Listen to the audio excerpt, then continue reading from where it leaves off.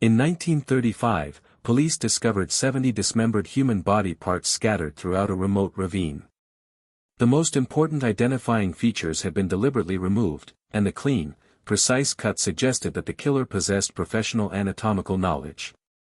On September 29, 1935, a hiker walking near the town of Moffat, close to the Scottish border, noticed a suspicious package lying beside a stream in the ravine beneath a bridge. Protruding from the bundle was a human arm. After several days of intensive searching, police recovered a total of 70 body parts believed to belong to 2 victims. The case quickly became one of the greatest challenges for investigators because the murderer had carefully eliminated the most crucial means of identification, including the victim's fingerprints. Detectives enlisted the help of renowned forensic experts from the universities of Edinburgh and Glasgow to reconstruct the remains.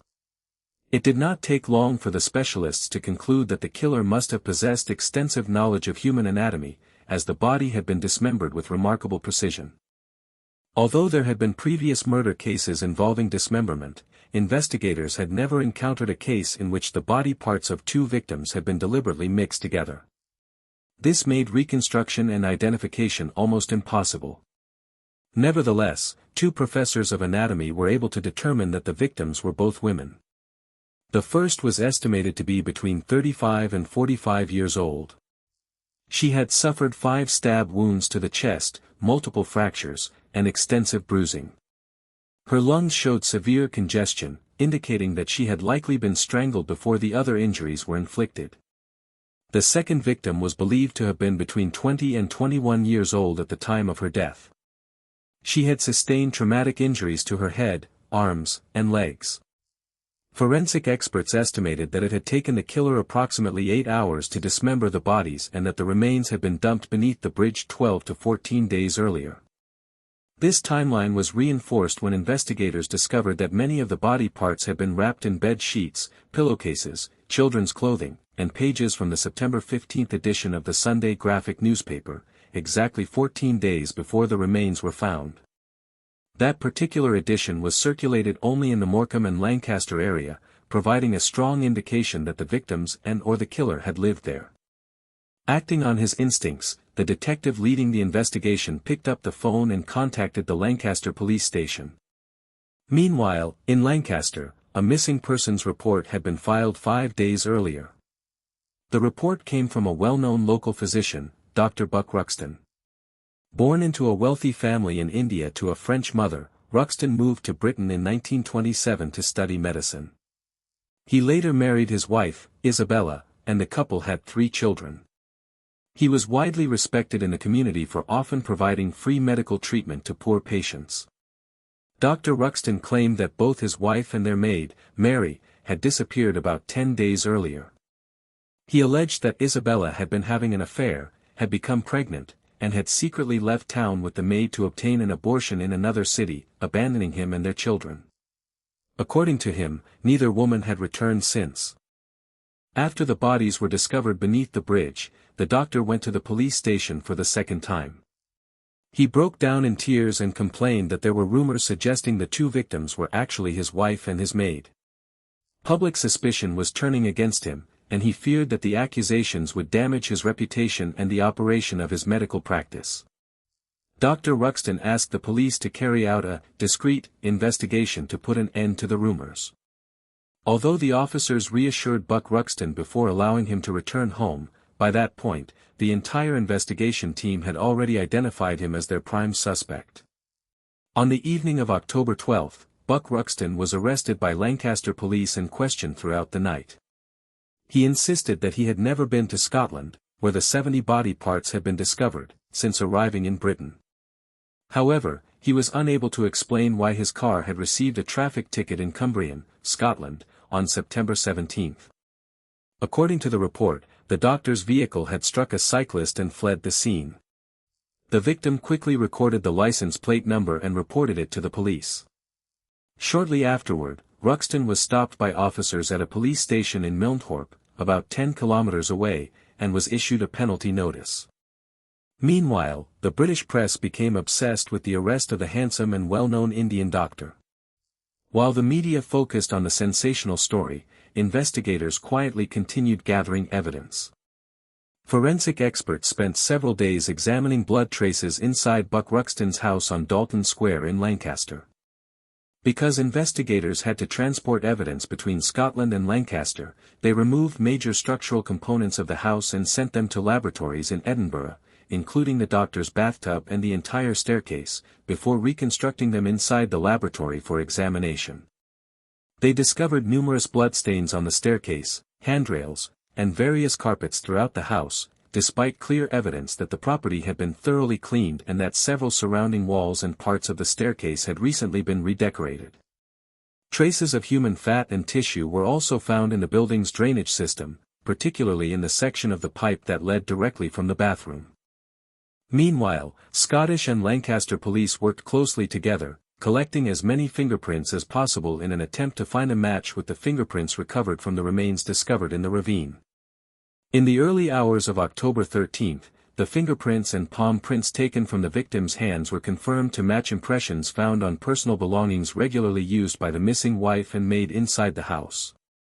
In addition, for the body identified as the doctor's wife, forensic experts applied forensic anthropology techniques. An X-ray image of the victim's skull was superimposed onto a photograph of Isabella taken while she was alive, revealing a high degree of similarity between the two. Investigators also created replica models of the victim's left feet using a flexible mixture of gelatin and glycerin. When placed inside the shoes worn by the women during their lifetimes, the reconstructed feet fit perfectly into the pairs of shoes belonging to Isabella and Mary, corresponding to sizes 36 and 39 respectively. The police were extremely satisfied because they now had enough evidence to confront the doctor. However, Buck Ruxton could not provide any explanation for the overwhelming evidence against him, other than repeatedly saying, "I don't know. I don't remember." Buck Ruxton was charged with 2 counts of murder. The trial was scheduled to begin on March 2, 1936, at the Manchester Assize Court, and it quickly became a national media sensation. Despite the freezing weather, more than 5,000 people gathered outside the courthouse during the 12-day trial. Crowds pushed and struggled for a chance to enter the courtroom. Some people began lining up as early as 10 p.m. the night before. Visitors from other areas even brought food and blankets, sleeping on the streets surrounding the courthouse throughout the trial. Journalists carrying press passes and notebooks also queued for their seats inside the courtroom. Buck hired one of the country's most skilled criminal defense lawyers. However, even his own lawyer was concerned because the evidence against Ruxton was extremely convincing.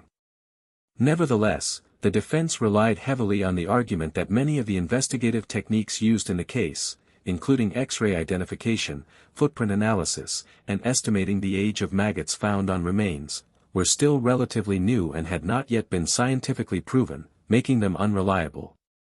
Meanwhile, the prosecution argued that on the night of September 14, Isabella returned home at around 11 p.m. after attending a local festival with her 2 sisters. Although Dr. Ruxton had a respected public image, he was known for his extreme jealousy and controlling behavior. He accused his wife of being involved with another man. According to servants who testified at the trial, the couple had a violent argument that night. Based on forensic findings showing that the victim had been strangled before suffering other injuries, prosecutors claimed that Dr. Buck Ruxton strangled his wife and then beat her to death. His maid, Mary, who accidentally witnessed the crime, became the second victim. The following day, Ruxton sent his 3 children to stay with a friend and spent the entire day locked inside the bathroom.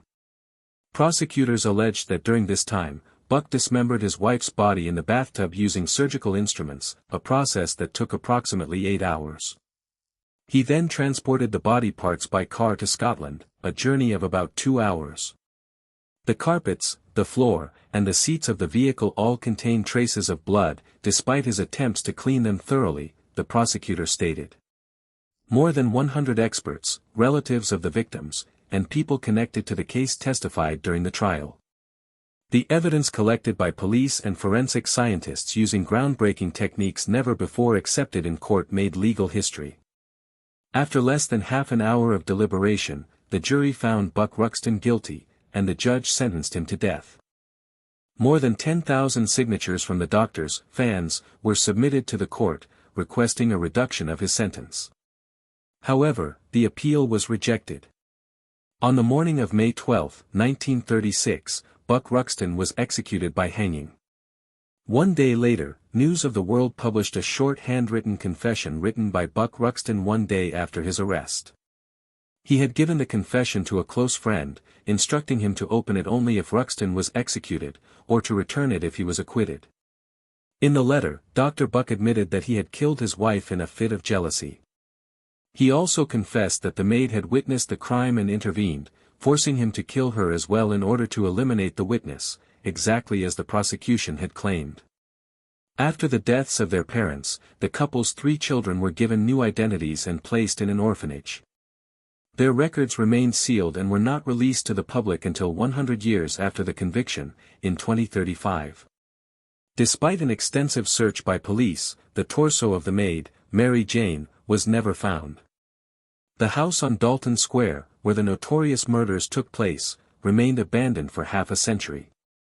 In 1980, it was almost completely restored and converted into an architectural office. See you all for the next cases. Please like and subscribe to my channel to support me.